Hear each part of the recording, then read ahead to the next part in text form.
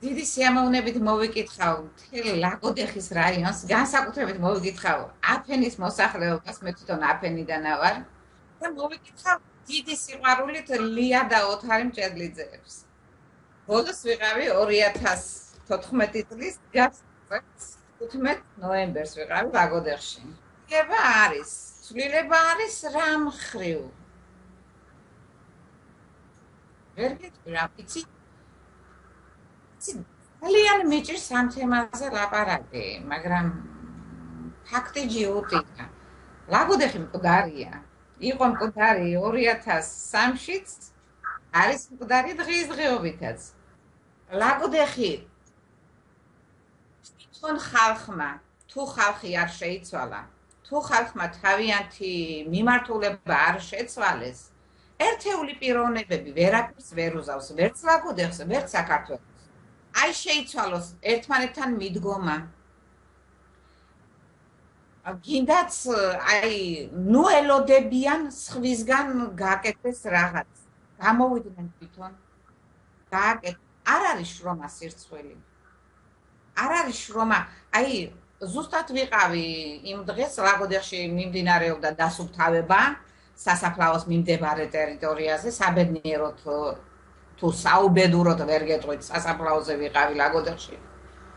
ძალიან მომეწონა ხალხის აი იმ თანამშრომლებს, არ ვიცი რა დაწესებულებები იყვნენ, მაგრამ ეს მარტო დაწესებულებებმა კი არ უნდა გააკეთოს.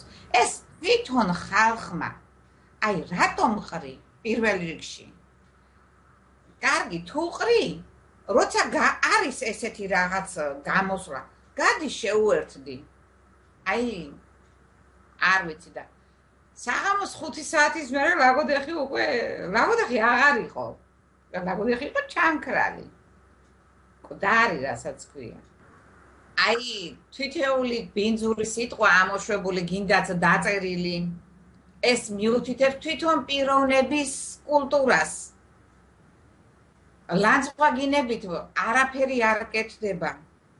გარდა სიკეთისა, გარდა სადაც კარგი სიტყვა შეიძლება ამოვიდეს, მოდი რა ნუ ამოუშვებ ცუდს. ლანძღვაგინების ძალიან წინააღმდეგი ვარ. გინდა ხელისუფლების მიმართ, გინდა თითოეული პიროვნების მიმართ, გინდა ნებისმიერი რამის მიმართ.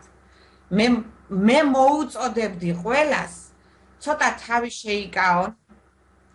აი რასაც ქვია ლანძღვაგინებისგან. და გადადით ან რჩევაზე, ან ნორმალურ კრიტიკაზე.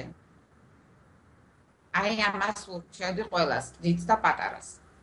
ლაგოდეხი მინდა დამხვდეს ისეთ, როგორიც თითოეულ ლაგოდეხელს უნდა. ხალხი იყოს თავისუფალი, ხალხი იყოს ლაღი. ხალხმა ურთიერთპატივისცემა არ დაკარგონ, აი ეს მინდა პირველ რიგში უსურვო ლაგოდეხელებს და მინდა რომ ეს ასე იყოს.